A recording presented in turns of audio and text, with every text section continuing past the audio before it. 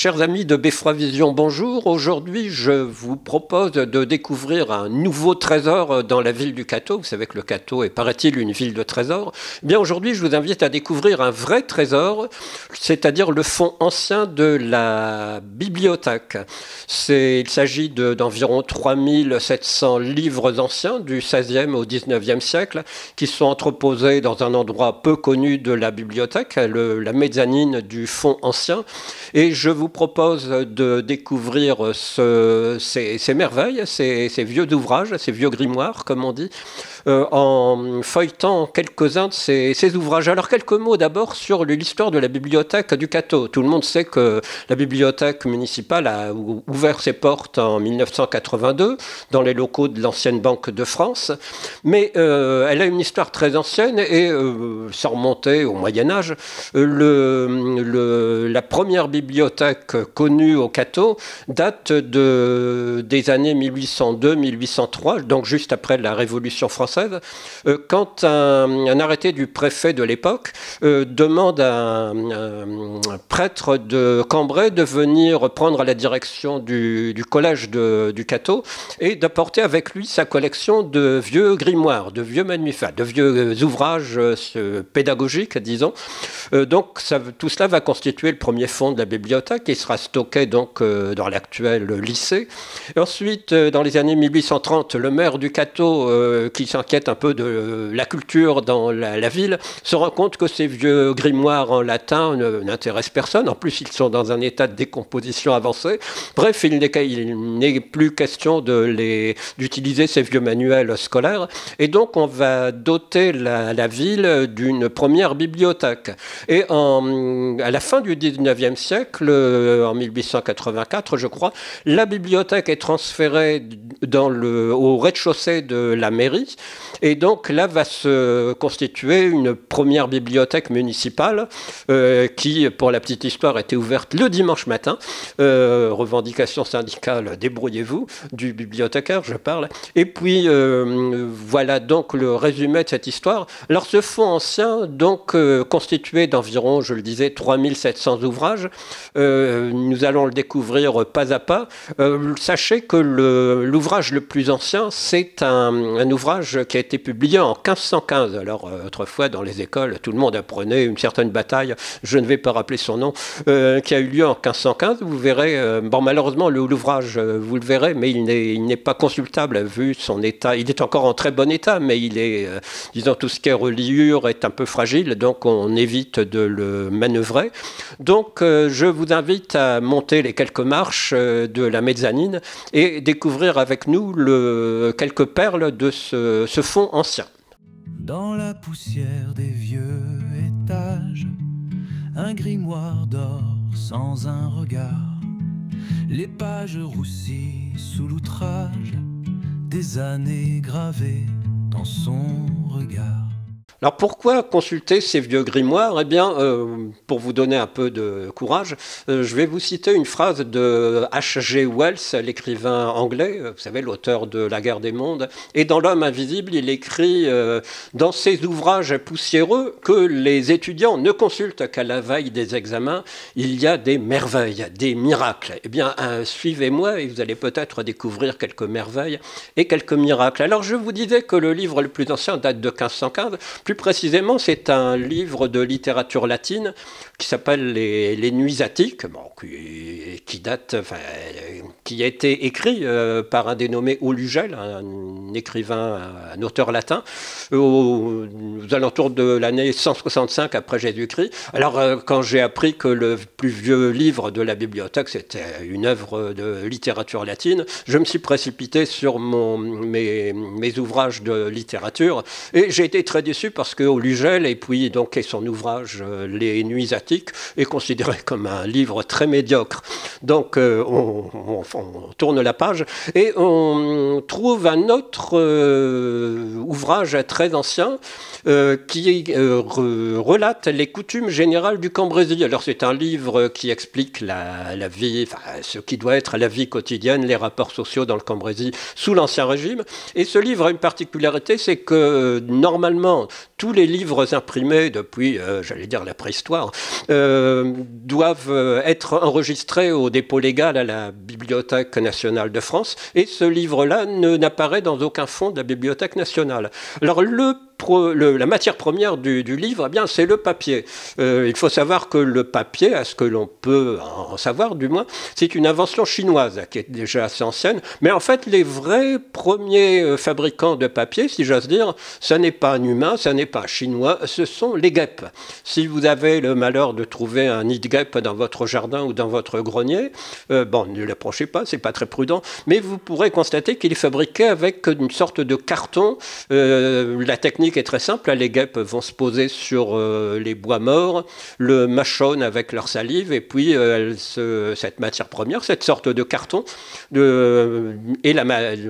devient la matière première qui permet de constituer les nids de guêpes. Donc le papier, les guêpes, vous voyez, les grandes inventions n'ont pas toujours des auteurs humains. Alors ce papier, on le trouve de deux catégories. Alors le papier des livres anciens que nous allons feuilleter dans quelques minutes, c'est du papier qu'on appelle du papier de chiffon. Alors c'est pas des papyrus, hein. Les papyrus, ça remonte à l'Égypte ancienne. Le papyrus est encore un peu utilisé aujourd'hui, mais de façon anecdotique. Alors le papier de chiffon, c'était une technique assez simple. On prenait des vieux vêtements, des vieux chiffons, on les broyait dans de l'eau sous des marteaux, dans ce qu'on appelle des moulins à papier, et on obtenait une pâte que l'on faisait sécher, que l'on pressait, et qui donnait un papier de très grande qualité. Les livres qui sont ici, donc les plus anciens ont 400 ans, sont encore dans un état de solidité extrêmement remarquable. Par contre, il y a une révolution technique malencontreuse au XIXe siècle, c'est l'invention du papier à base de bois, donc le papier actuel, le papier journal, qui est fabricable à partir de déchets de bois, de copeaux de bois qui sont pressés, et ce papier est beaucoup plus acide que le papier de chiffon, ce qui fait que même dans des conditions de conservation acceptables, au bout de quelques dizaines d'années, il sèche, il se déchire, il tombe en poussière. Pour l'anecdote, dans les années 50, quand les éditions Hachette ont mis sur le marché les livres de poche, qui était une révolution, puisqu'à l'époque, à partir de 1950, le livre de poche, ça mettait la littérature à la portée de toutes les bourses. Mais les éditions Hachette avaient pris soin d'utiliser pour imprimer les livres de poche un papier de très mauvaise qualité, une encre également très acide, ce qui fait que monsieur et madame Hachette, les éditions Hachette, s'étaient dit que ces livres de poche ne tiendraient pas dans les rayonnages plus de 50, 60, 70 ans, et que donc les propriétaires de livres de poche devraient régulièrement renouveler leur bibliothèque. Vous voyez, bon, effectivement, si vous trouvez dans votre grenier des vieux journaux, des vieux livres, surtout s'ils sont restés au soleil, à la sécheresse, et accessoirement qu'ils n'ont pas été mangés par les souris, bien vous verrez que ces livres ou ces vieux journaux sont dans un état de décomposition assez avancée, qui contraste justement avec la qualité de conservation des livres que nous avons ici, des livres de l'Ancien Régime. L'odeur des livres nous enlace, comme un parfum d'un autre temps. Chaque ligne un écho qui irradie les hordages, les souvenirs vivants. Donc l'essentiel de ces livres, donc ces 3700 livres à peu près, le fond est constitué en très grande majorité d'ouvrages religieux. Il faut savoir qu'à la Révolution, donc dans les années 1790, 12 et suivantes, le gouvernement de nouvelle République française, va vendre les abbayes, les établissements religieux qui étaient nombreux dans notre région. Donc ça va être vendu comme biens nationaux, sont les biens nationaux qui seront vendus à des particuliers. Et donc ces abbayes, la plupart possédaient des bibliothèques assez riches, et les livres qui constituaient la bibliothèque de ces établissements religieux, ces livres vont être confiés par l'État aux municipalités de l'époque. Et puis pour des raisons sans doute de place disponible, beaucoup de ces abbayes, dans notre région on peut citer, au Cateau nous avions déjà 4 établissements religieux, l'abbaye Saint-André bien entendu, l'abbaye Saint-Lazare qui paraît-il possédait une bibliothèque assez intéressante, la bibliothèque le couvent du Saint-Esprit plutôt, et le couvent des Récollets qui paraît-il ne possédait pas de livres. Et puis on peut citer aussi l'abbaye de Fémy, à quelques kilomètres d'ici, et les établissements religieux de Cambrai, y compris l'abbaye de Vaucelles. Alors le pouvoir républicain décide que beaucoup des livres des bibliothèques et des établissements religieux seront stockés au Cateau. Alors ce qui explique que l'essentiel de ces livres ce sont quelques livres de messe, de prière, mais beaucoup de livres sur l'administration ecclésiastique de l'époque, c'est-à-dire les décisions du pape, les décisions des évêques, les controverses religieuses.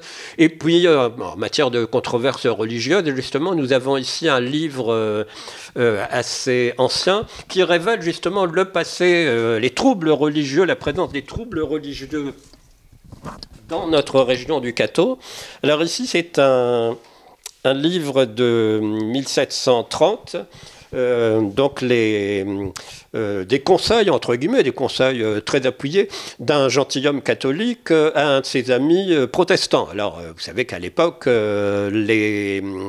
peut-être je vous l'apprends, le fait de se déclarer huguenot, calviniste ou luthérien pouvait vous emmener au mieux séjourner quelque temps sur les bancs d'une galère royale et dans le pire des cas sur un bûcher. Donc, en matière de réchauffement climatique, ça n'était pas la meilleure solution. Donc, voilà des lettres assez sympathiques pour expliquer aux hérétiques qu'ils sont dans la mauvaise voie et qu'il vaut mieux, pour rester bons amis, revenir dans la bonne tradition catholique. Alors ces livres dont les reliures sont particulièrement solides, on va vous en montrer quelques-uns par la suite, la couverture de certains livres était en peau de veau mornay, ce qu'on appelle du vélin, donc un sous-produit de la tannerie, de la mégisserie. Donc la technique, les parties constitutives d'un livre, simplement, vous voyez, c'est une solide reliure en cuir avec une base de carton, et puis des sortes de cordages que l'on appelle des nerfs, qui permettent de solidifier la reliure.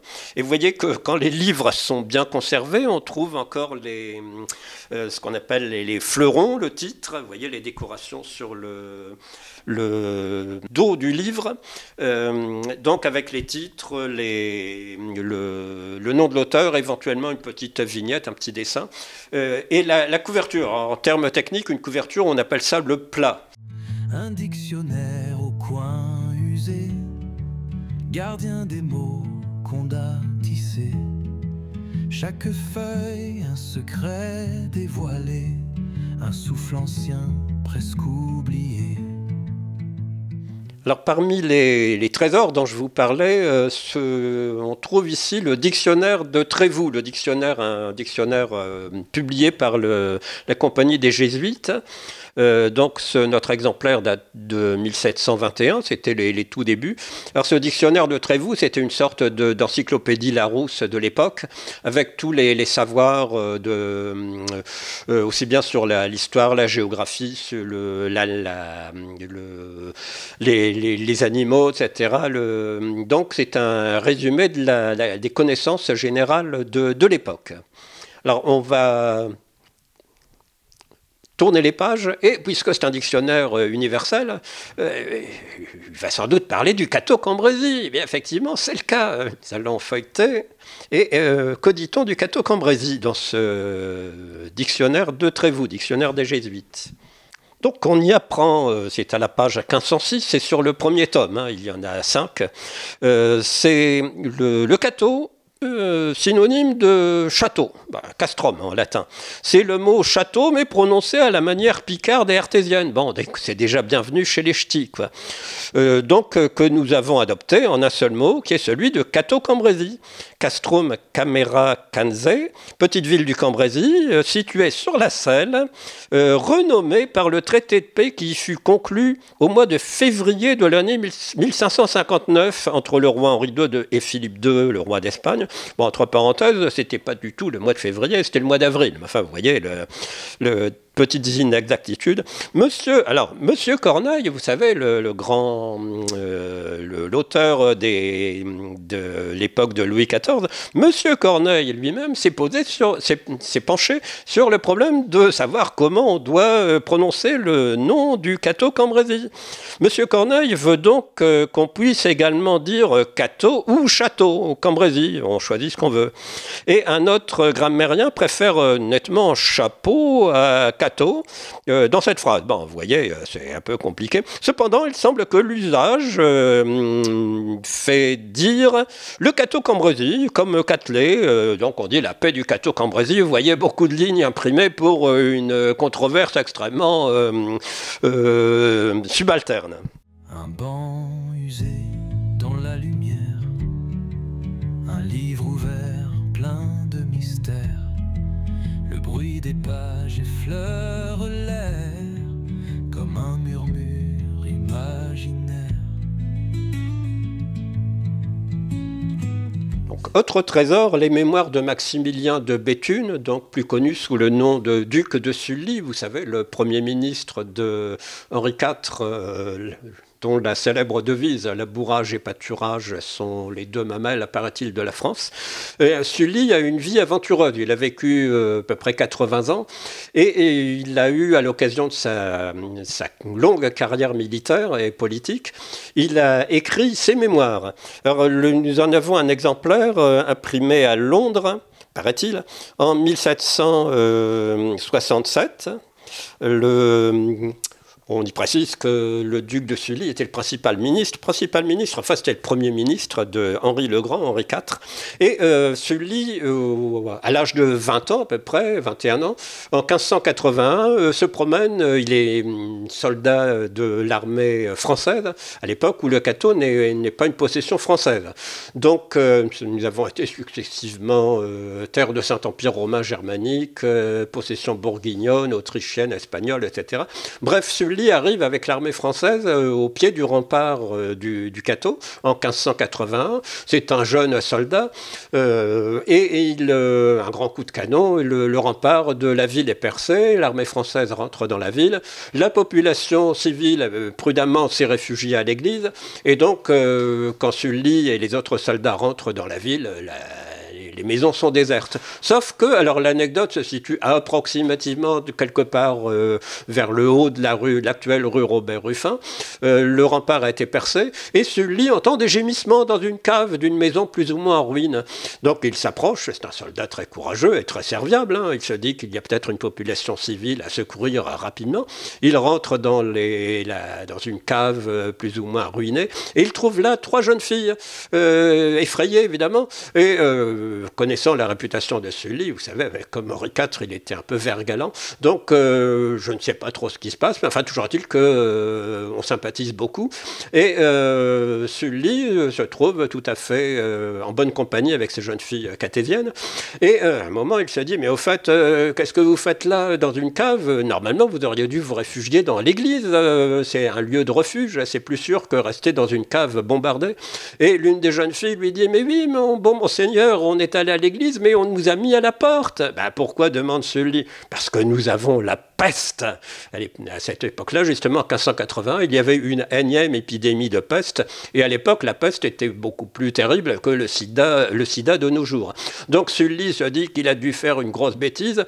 Pendant une semaine, il va surveiller s'il n'attrape pas de boutons et autres symptômes inquiétants, mais visiblement, il va encore vivre 60 ans de plus, donc son court séjour au Cateau sera resté simplement un mauvais souvenir dans les mémoires de Sully. Alors, Je vais vous lire l'extrait. Donc, la vie de Sully est très détaillée, année par année. Et donc, il raconte que Monseigneur, donc le chef de l'armée, monsieur entra dans Cambrai et il fut reçu avec magnificence par le gouverneur qui était d'un chi. Vous voyez, on est des gens du pays. Cato Cambrésis refusa de se rendre. Et donc, on va donner l'assaut. Évidemment, avec des bombardes contre des remparts extrêmement fragiles, l'assaut ne dure pas longtemps. Donc, monsieur qui voulait, dans ce commencement, donner des marques de douceur pour se faire aimer, vous savez, c'est la diplomatie. Quand on entre dans une cité qu'on vient de conquérir, on ne va pas commencer à menacer les habitants. Donc, on se dit qu'il faut sympathiser avec les habitants, les rassurer, leur montrer qu'on n'est pas des méchants envahisseurs, qu'on va organiser la vie publique, la vie des habitants, pour justement que les habitants de la cité nouvellement conquise ne nous tape pas trop dessus trop vite. Donc monsieur défendit, donc demande de donner des marques de douceur pour se faire aimer. Il défendit sous de très grandes peines les violences contre le sexe, c'est ce qui est indiqué, qui sont les malheureux droits de la guerre. Et craignant que ces ordres ne soient pas capables de mettre un frein à la brutalité du soldat, que la peste dont ce fort était infecté, il donna les églises pour asile et il mit des sauvegardes. Donc on insiste pour que la population civile ne soit pas mêlée aux soldats. Vous voyez, c'est la suite, plus ceci affinité. Donc voilà pour les mémoires de Sully. Alors on peut profiter quand on ouvre un vieux livre, j'allais dire un vieux grimoire, vous savez que les grimoires, ce sont des livres avec des recettes de sorcières, on n'en a pas ici, mais j'ai eu l'occasion d'en consulter il y a quelques dizaines d'années en Auvergne, c'est assez impressionnant. Si vous feuilletez des livres dans une bibliothèque de sorcellerie, je vous garantis que les insomnies suivront pour les nuits suivantes. Alors quand on regarde un livre ancien, on y voit donc le titre évidemment et un nom d'imprimeur. En général, alors c'est à Paris, à Lyon, vous savez les principales villes d'une imprimerie, c'était Paris bien sûr. L'imprimerie d'ailleurs, dont je rappelle qu'elle a été inventée par un orfèvre allemand, Gutenberg, vers 1450 en Allemagne. Et puis très vite, la technique de l'imprimerie se répand et permet de diffuser les livres de façon beaucoup plus rapide que quand il s'agissait, comme au Moyen-Âge, de faire recopier les livres par des copistes, souvent des moines. Donc ça prenait des mois, c'était très compliqué. Et pour, imprimer, pour écrire un seul livre, pour publier un seul livre, bien, il fallait plusieurs mois de travail. Tandis qu'avec l'imprimerie, même si le travail reste assez coûteux, on multiplie les ouvrages imprimés très rapidement. Alors on y trouve le nom de l'imprimeur à Paris, à Lyon, à Venise quelquefois. Mais le problème, c'est que depuis 1566, on ne peut pas publier un livre comme on veut. Il faut une autorisation de la censure royale. Donc on est obligé de passer par un organisme de censure qui, évidemment, si vous voulez publier un livre contre le roi, contre la religion, évidemment, vous n'aurez pas l'autorisation d'imprimer, donc le livre sera refusé. Donc, alors, quand tout va bien, vous voyez sur la page de garde, publié par un tel avec autorisation du roi ou du prince, etc. Et puis un nom d'imprimeur et une adresse. Sauf que si vous voulez imprimer un livre dont vous doutez qu'il sera refusé par la censure, vous n'allez pas indiquer ce livre est imprimé par Jean Dupont, libraire, telle rue à Paris, ou à Lyon, ou à Troyes, ou à Rouen. Donc vous inventez et vous imprimez une adresse fictive, du style imprimé chez John Dupont à Londres, Regent Street, Et puis évidemment, comme ça, si le pouvoir royal, si le livre est publié, et le pouvoir royal aura du mal à trouver l'imprimerie de John Dupont ou John Twits à Londres, vu qu'elle n'existe pas. Donc on pouvait tricher, ce qui fait que quelquefois, quand on trouve des livres, il faut se méfier en disant « Ah bah oui, il a été imprimé chez machin, etc., dans telle ville », ça n'est pas toujours tout à fait vrai. Les grimoires chuchotent l'éternité dans leurs ombres, l'immortalité. Alors après Sully, Maximilien de Béthune, qui vient faire un petit tour au Cateau, nous avons aussi un illustre invité au cours des siècles, à savoir François Savignac de la Motte-Fénelon, plus connu sous le nom de l'archevêque de Cambrai, le Cygne de Cambrai.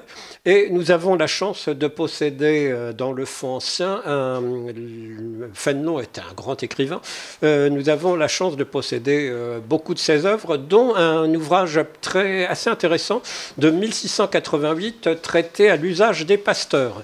Alors on est en 1688, et donc 3 ans après la révocation de l'édit de Nantes par Louis XIV, c'est-à-dire que les protestants n'ont officiellement plus d'existence en France. Mais évidemment, le protestantisme ne disparaît pas d'un trait de plume, donc il subsiste des paroisses protestantes clandestines et des pasteurs clandestins en France. Et Fénelon, diplomate, va essayer d'expliquer à ces braves gens pourquoi ils sont dans l'erreur et donc pourquoi il vaut mieux revenir dans la religion catholique plutôt que dans ce que l'on appelait à l'époque la religion prétendue réformée. Donc vous pouvez admirer cet ouvrage dans le fond ancien. L'odeur des livres nous enlace comme un parfum d'un autre temps. Chaque ligne un écho qui irradie les hordages, les souvenirs vivants. Puisque nous sommes dans le domaine de la religion, eh bien voici une Bible de Douai, édité en 1642, donc vous voyez, ça fait quelques siècles. Douai étant l'une des principales villes d'édition sous l'Ancien Régime. La France était une terre d'imprimerie, évidemment Paris était la capitale de l'imprimerie, mais aussi Lyon, Rouen, la ville de Troyes aussi, qui était au bord de l'eau, donc c'était assez facile d'acheminer la pâte à papier. Et Troyes s'est très vite spécialisé plutôt dans une industrie ou un artisanat ou un commerce, tout dépend comment on l'appelle, à savoir les ancêtres des livres de poche, les livres de portage. Autrefois, comme il n'y avait pas Internet et pas beaucoup de librairies dans les villes, bien c'était des colporteurs qui traversaient les campagnes et qui allaient de village en village avec des livres très bon marché qui se vendaient, j'allais dire, comme des petits pains. Et cette ville de Troyes, donc, s'est spécialisée dans ce type de commerce. Alors, cette Bible de Douai, donc, vous voyez, avec quelques textes, beaucoup de textes en latin d'ailleurs, avec des lettrines, des petites décorations en tête de chapitre, donc qui n'est sans doute pas très intéressante à lire aujourd'hui, mais qui est un élément du patrimoine. Le patrimoine d'ailleurs, c'est, pour reprendre une formule assez classique, c'est ce que nous avons reçu de nos ancêtres. Vous voyez, tous ces livres qui nous entourent sont arrivés un peu par hasard au Cateau. Nous, si tout va bien, nous les transmettrons à nos descendants, à nos enfants et nos petits-enfants qui en feront ce qu'ils veulent, mais dans l'intervalle, on les conserve tranquillement, précieusement. Alors ce magazine est assez dense, vous avez pu le remarquer, et vous pourrez le remarquer ensuite par la suite, puisque cette première partie sera suivie d'un second magazine qui vous présente toujours le fond ancien de la médiathèque du Cateau. Donc Donc n'hésitez pas à venir jeter un coup d'œil en prenant rendez-vous. Et puis surtout, n'oubliez pas de suivre la seconde partie de ce magazine qui va vous présenter d'autres curiosités plutôt axées sur le domaine pratique, la santé, l'enseignement. Et donc, vous voyez que nous disposons en Cato d'une sorte d'encyclopédie de tous les savoirs disponibles sur les vénérables rayonnages de la mezzanine du fond ancien.